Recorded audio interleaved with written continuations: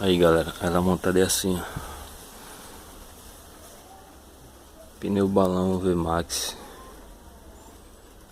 diante VMAX. A VMAX eu comprei esse mês. Em menos de 2 meses eu já gastei mais de R$30 nessa bicicleta. Tem um projeto aí que eu tô fazendo aí, que eu vou montar outra. Eu já tenho um amortecedor desse aqui, outro guidão esportivo, e já tem outro quadro.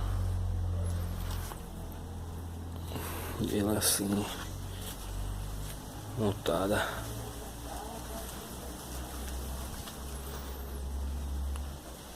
Essa bicicleta aqui já tá comigo mais de 7 anos.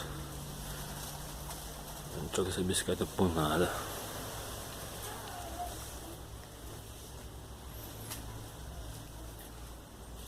Vou pintá-la de verde limão ou laranja limão, eu tô indeciso.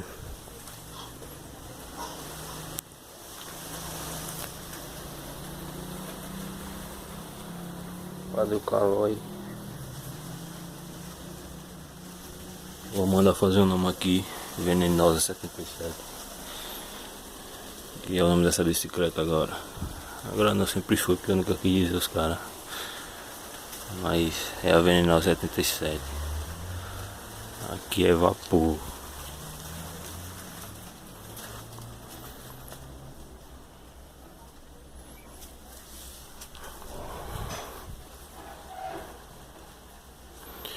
E é isso aí. Logo menos eu vou gravar uns vídeos com ela, dando uns graus aí. E vou postar pra vocês verem aí. Beleza?